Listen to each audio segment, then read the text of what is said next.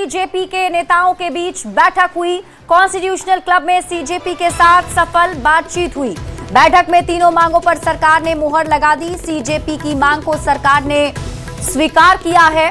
CJP के आशुतोष रांका, सौरभ दास और JP Nadda, Jitendra Singh के बीच बैठक हुई।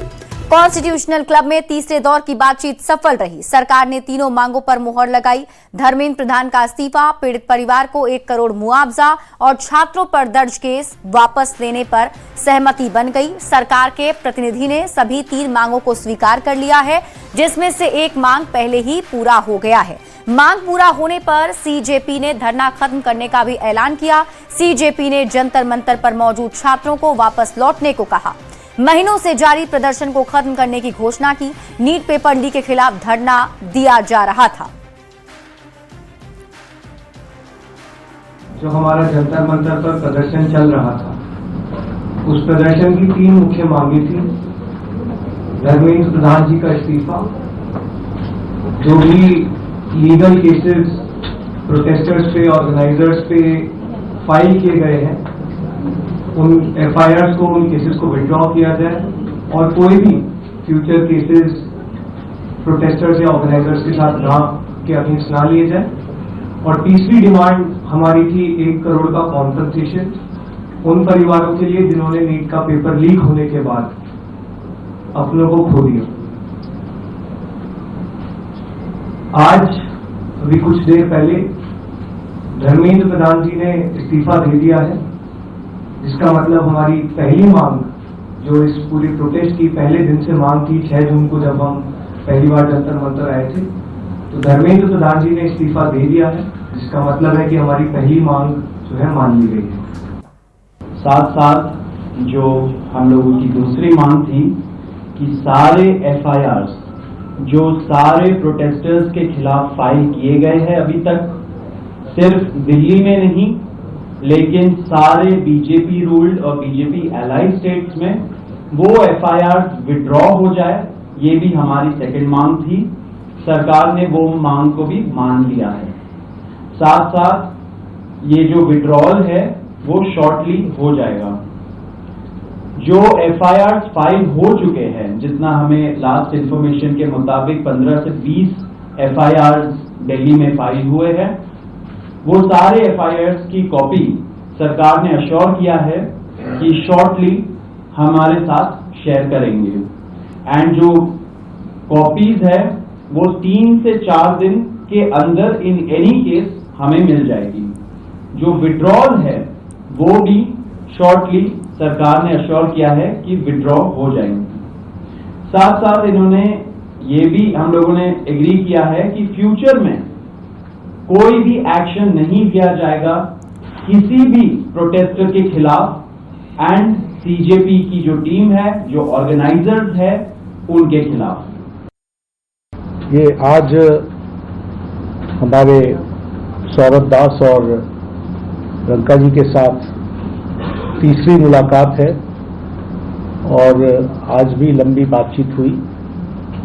ये आज एक रिटन मसौदा लेकर के आए थे, जिसमें उन्होंने एजिटेशन में चल रहे केसेस के बारे में 4 पॉइंट्स दिए थे और उसके साथ साथ जो बाकी 2 डिमांड्स थी, रिटेलिएटरी मेजर्स न लिए जाए, कंपनसेशन दिया जाए और इनके 5 पॉइंट चार्टर को कंसिडर किया जाए, उस पर डिटेल में चर्चा हुई।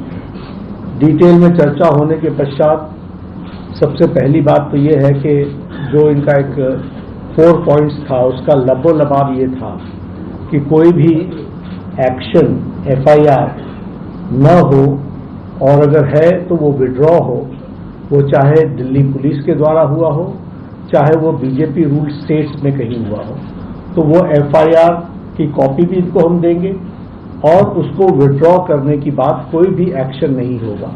इस बात को सरकार ने स्वीकारा है। और दिल्ली से बड़ी खबर है, जंतर मंतर पर आंदोलन के बाद धर्मेंद्र प्रधान ने केंद्रीय शिक्षा मंत्री पद से त्याग पत्र दे दिया है। धर्मेंद्र प्रधान ने अपना इस्तीफा पत्र पीएम मोदी को भेज दिया है। पत्र में धर्मेंद्र प्रधान ने लिखा है कि पिछले 10 दिन का घटनाक्रम देखकर मेरा मन दुखी है। ये मेरे लिए व्यक्तिगत प्रतिष्ठा का विषय नहीं है। भारत की युवा शक्ति की ही देश की असली ताकत है।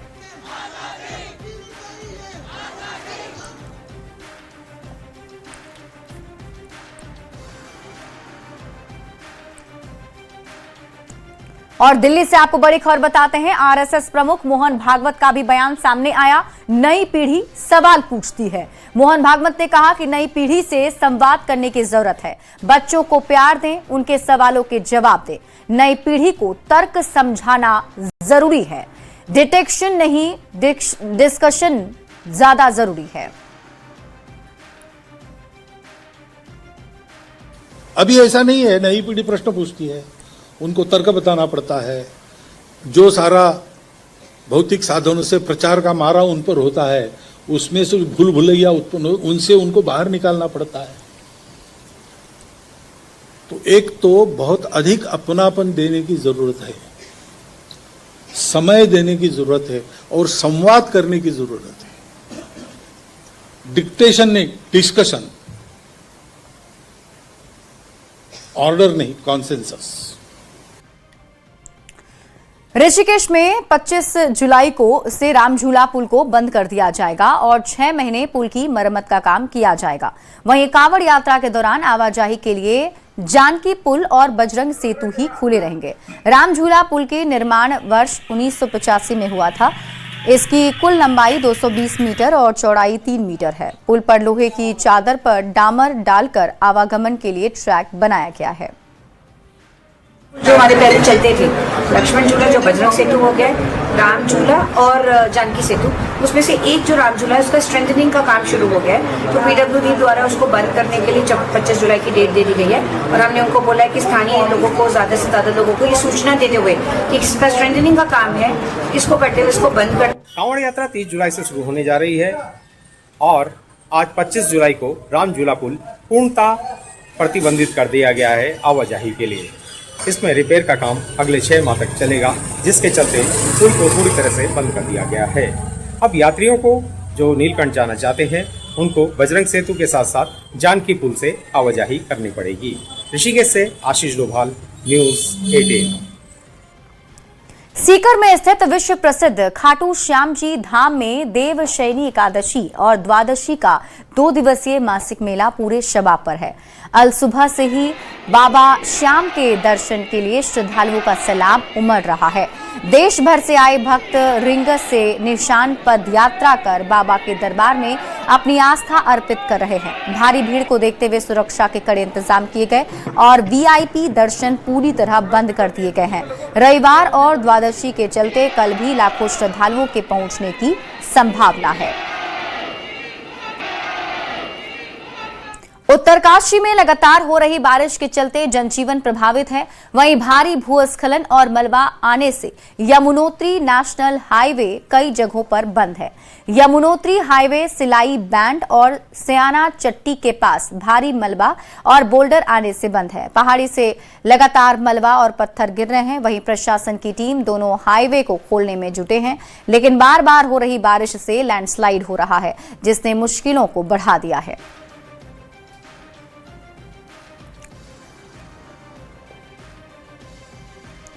वहीं उत्तरकाशी में भटवाड़ी के पास भूस्खलन के कारण बंद हुए गंगोत्री नेशनल हाईवे को खोल दिया है। सड़क पर जमा मलबा और पत्थर हटाने के बाद गाड़ियों की आवाजाही फिर से शुरू हो गई। हाईवे खुलने से गंगोत्री धाम आने वाले कांवड़ यात्री, तीर्थयात्रियों और स्थानीय लोगों को बड़ी राहत मिली है। हालांकि प्रशासन ने यात्रियों से पहाड़ी क्षेत्रों में सावधानी बरतने और मौसम को देखते हुए सतर्कता के साथ यात्रा करने की अपील की है। देश के कई हिस्सों में बारिश कहर बनकर टूटी है। सबसे भयावह तस्वीरें आई हैं गुजरात और असम से, जहां भारी बारिश के बाद आई बाढ़ से हजारों लोग बेघर हो गए हैं। दूसरी तरफ जम्मू कश्मीर, हिमाचल प्रदेश और राजस्थान जैसे राज्यों में भी बारिश से हालात बिगड़ गए। बारिश से गुजरात बहुत अधिक प्रभावित हुआ। चारों तरफ पानी ही पानी नजर आ रहा है। बारिश और बाढ़ की ये 10 तस्वीरें देखिए, जिससे आप अंदाजा लगा सकते हैं कि कैसे देश के अलग अलग हिस्सों में बारिश ने तबाही मचाई है। और अब बिहार झारखंड की बड़ी खबरों पर नजर डालते हैं।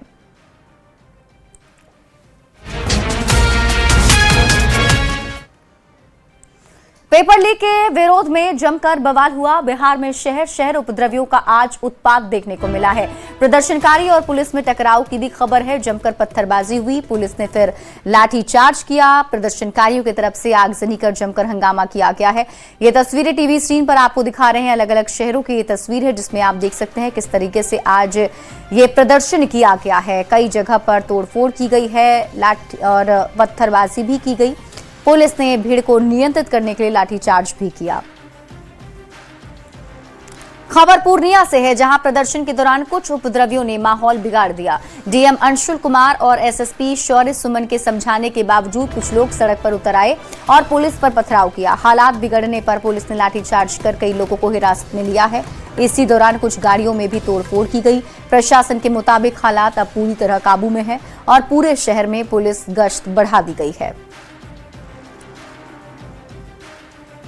और इसी क्रम में वो आर्यन शाह चौक पे इकट्ठा हुए और लगातार कलेक्ट्रेट परिसर में घुसने की कोशिश कर रहे थे। उसको प्रशासन की पूरी टीम लगातार कोशिश कर रही थी, उनको समझाने की कोशिश कर रही थी कि आप इसको मत करिए, आप अपने घर चले जाएं। अपने अपने आंदोलन को बहुत अच्छे तरीके से कर लिया है, अब आप जाएं। लेकिन उसमें से कुछ लोग ऐसे होते हैं जो बात नहीं सुनना चाहते हैं और लगातार इस तरह का नारेबाजी करते हैं और उसके बाद से उनके द्वारा पत्थर, पानी और इस तरह की चीजें फेंकी गई। इस पर प्रशासन की गाड़ी को भी नुकसान पहुंचाने की कोशिश की, जिसके क्रम में हम लोगों ने उन पे कार्रवाई करने की कोशिश की और उनको भगाने की कोशिश की। पूर्णिया में आज नीट के मुद्दे को लेकर आज छात्रों का प्रोटेस्ट था और आप देख रहे हैं कि बार बार यहाँ पर छात्र प्रोटेस्ट कर रहे हैं और ये पुलिस प्रशासन छात्रों को पकड़ कर ला रही है, पिटाई भी कर रही है। इस दौरान कुछ उपद्रवी छात्र आर्यन शाह चौक पर आकर पत्थरबाजी करने लगे। उसके बाद पुलिस ने लाठीचार्ज किया और कुछ लोगों को पकड़कर हिरासत में लाया है और यहाँ पर स्थिति काफी नाजुक बनी हुई है। डीएम और एसएसपी यहाँ पर मौजूद हैं, खुद समझाने बुझाने में लगे हुए हैं और डीएम एसएसपी ने पहले स्टेडियम में जाकर इन लोगों से बात की, इन लोगों को समझाया और छात्रों ने अपना आंदोलन वापस ले लिया था। लेकिन उसके बाद कुछ छात्र फिर सड़क पर उतर गए और सड़क पर आकर यहाँ आर्यन शाह चौक पर आकर कुछ लोग यहाँ पर उपद्रव मचाने लगे और ऐसा कहा जा रही है छात्र की आड़ में ये उपद्रवी तत्व जो है वो घुस गए हैं। ये उपद्रवी तत्व इस तरह का धंधा कर रहे हैं, पत्थरबाजी कर रहे हैं, जिससे छात्रों का जो आंदोलन है वो भी बदनाम हो रहा है। हालांकि प्रशासन यहाँ पर पूरी तरह सख्त और मुस्तैद है और ऐसे जो उपद्रवी तत्व हैं उन्हें चिन्हित कर उन्हें पकड़ कर लाया जा रहा है। कई लोगों को पीटा भी गया है, कई लोगों को हिरासत में भी लिया गया है, लेकिन छात्र आंदोलन अभी तक शांत होने का नाम नहीं ले रहा है। कुमार प्रवीण, न्यूज 18 पूर्णिया। खबर सीतामढ़ी से है जहां नीट परीक्षा पेपर लीक मामले को लेकर प्रदर्शन अचानक उग्र हो गया। जिला मुख्यालय के आसपास प्रदर्शनकारियों ने जमकर हंगामा किया और पुलिस पर पथराव शुरू कर दिया। इस उपद्रव में सीतामढ़ी के एसपी अमित रंजन सहित कई महिला और पुरुष पुलिसकर्मी भी गंभीर रूप से घायल हो गए। प्रदर्शनकारी समाहरणालय पर हमला करने की फिराक में थे। भीड़ को नियंत्रित करने के लिए प्रशासन को भारी मशक्कत भी करनी पड़ी और सैकड़ों आंसू गैस के गोले छोड़े गए। समाहरणालय के पास हुए हंगामे और पथराव के बाद उपद्रवियों ने सीतामढ़ी डुमरा रोड पर जमकर उत्पात मचाया। इस दौरान कई वाहनों में तोड़फोड़ की गई और एक वाहन को आग के हवाले कर दिया गया। हालात को काबू में करने के लिए पुलिस चप्पे चप्पे पर तैनात है। बढ़ते आगे, बड़ी खबर दानापुर से है जहां मनेर थाना क्षेत्र के व्यापुर गांव में एक ऑटो बेकाबू होकर पलट गया। ऑटो पानी से भरे गड्ढे में पलटा जिसमें तार का करंट फैलने से 3 लोगों की मौके पर ही मौत हो गई। हादसे के वक्त ऑटो में 7 लोग सवार थे। हादसे में कई लोग घायल हुए हैं जिनमें एक की हालत गंभीर बताई जा रही है। पुलिस ने मौके पर पहुंचकर घायलों को पीएचसी में भर्ती कराया। शवों को पोस्टमार्टम के लिए भेजकर मामले की जांच शुरू कर दी है। मनेर थाना पे की व्यापुर में पंचायत सरकार भवन के पास टेम्पू पलटा है। बाद में यहाँ जब आज पता चला टेम्पू अनबैलेंस होकर के कोई तार पे लग गई और उसके बाद बिजली करंट लगने से इसमें 3 लोगों की मृत्यु हो गई है।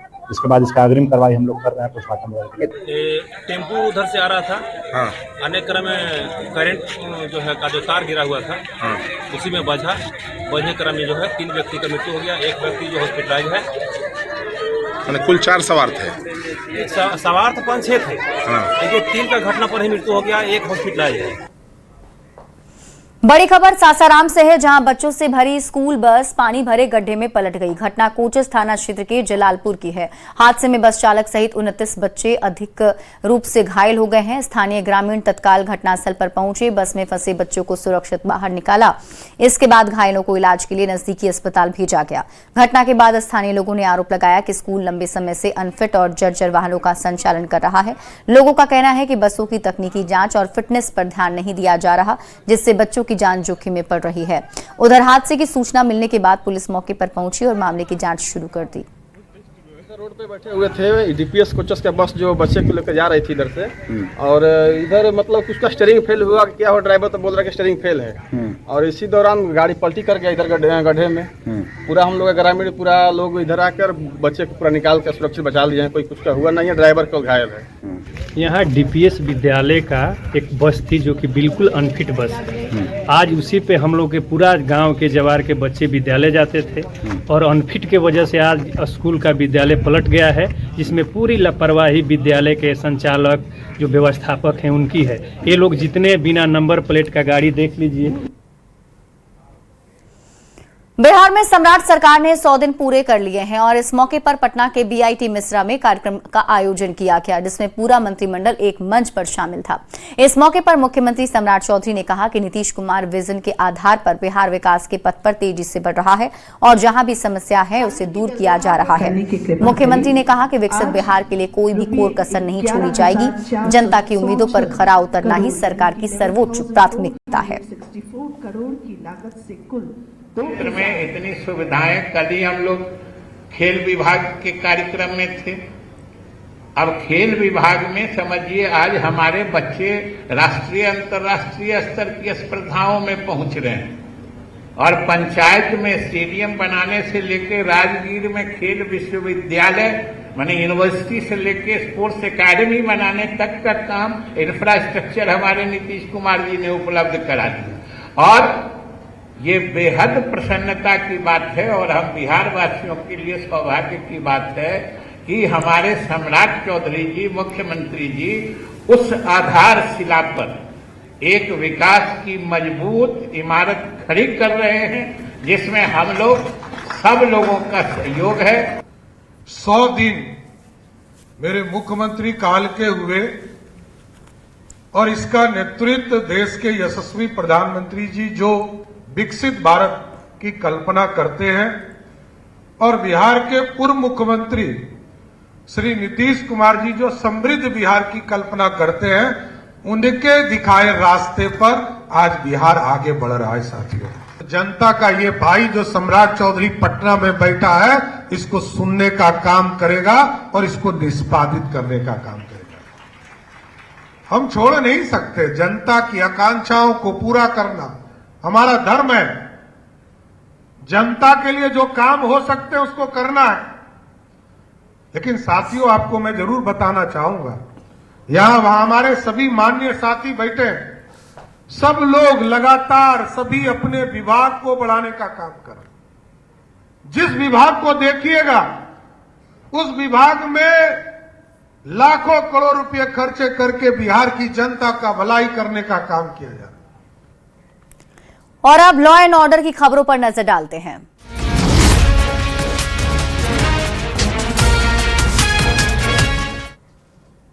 खबर पूर्णिया से है, जहां जमीन विवाद में एक सरकारी शिक्षक की पीट कर हत्या कर दी गई।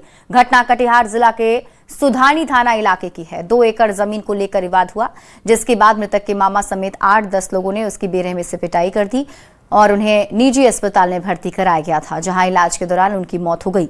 मामले में 10 लोगों पर एफआईआर दर्ज कराई गई है और पुलिस मामले की जांच में जुटी हुई है।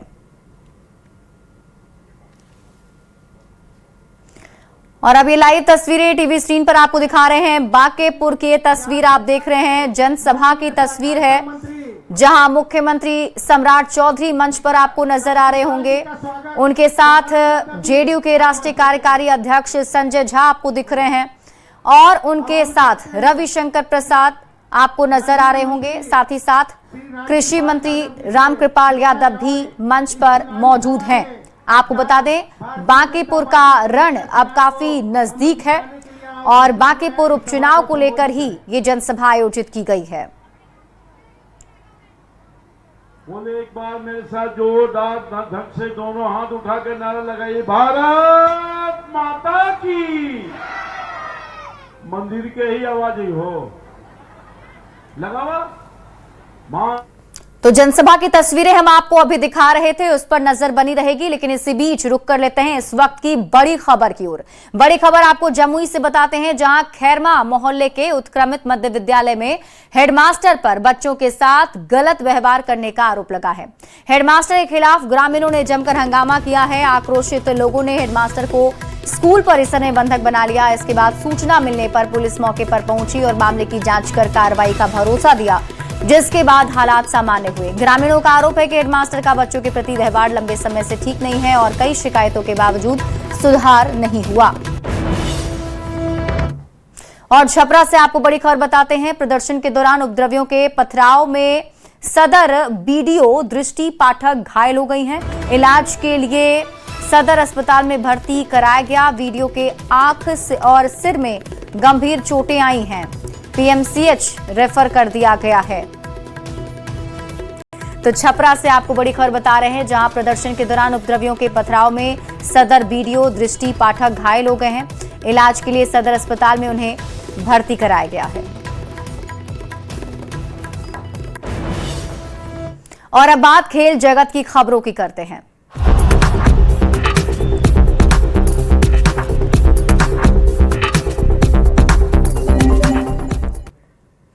पैरा पावर लिफ्टर झंडू कुमार ने कॉमनवेल्थ गेम्स में भारत के लिए मेडल जीतकर इतिहास रच दिया है। कॉमनवेल्थ गेम्स में भारत का ये पहला मेडल है। ग्लासगो कॉमनवेल्थ गेम्स में पैरा पावर लिफ्ट झंडू कुमार ने पुरुष हेवीवेट वर्ग में ब्रॉन्ज मेडल जीता है। नालंदा जिले के रहने वाले 28 साल के झंडू कुमार ने 190 किलोग्राम की ब्रेस्ट लिफ्ट के साथ ही 130.9 अंक हासिल किए। ग्रुप बी से खेलते हुए पहले प्रयास में 181 किलोग्राम और दूसरे प्रयास में 190 किलोग्राम वजन उठाया। इससे उन्हें 130.9 अंक मिले। तीसरे प्रयास में उन्होंने 196 किलोग्राम उठाकर बर्मिंघम 2022 का गेम्स का रिकॉर्ड तोड़ने की कोशिश भी की, लेकिन वो सफल नहीं हो सके। कॉम्पिटिशन काफी टफ था, हमने देखा, तो क्या कुछ चल रहा था उस समय आपके दिमाग में? दिमाग में बस यही चल रहा था कि हमको मेडल जीतना है, जीतना है। लेकिन एक समय लग रहा था गोल्ड तक आप जा रहे हैं, लेकिन वो जी हाँ, थोड़ा सा गड़बड़ाया है और कोई बात नहीं है। तो ये पूरा संघर्ष जो है कहीं ना कहीं आगे थोड़ा सा तो आप जितना आपने किया होगा, कौन कौन पीछे रहा आपको? हमारे पीछे कोच हैं राजेंद्र सिंह रहेलू सर। हम गुजरात गांधीनगर में प्रैक्टिस करते हैं और हमारा जेपी सर हैं, चेयरमैन हैं, वो भी बहुत सहयोग किए हैं। आज उन्हीं सब बदौलत हमें आज मेडल हमें प्राप्त हुआ है। तो क्या कुछ कहना चाहेंगे अपने परिवार के जिन्होंने सपोर्ट दिया, कोच को भी सबको? बहुत बहुत धन्यवाद करते हैं कि हम पे आज इतना मतलब प्रैक्टिस करवाए, प्यार दिए, हमें बहुत अच्छा लग रहा है। और भी कॉमनवेल्थ गेम्स में भारत को पदक मिला है। झंडू कुमार ने भारत के लिए पदक जीता है। पैरा पावर लिफ्टिंग स्पर्धा में कांस्य पदक मिला। और आपको बता दें कि झंडू कुमार बिहार के रहने वाले हैं, नालंदा के हरनौत के रहने वाले हैं झंडू कुमार।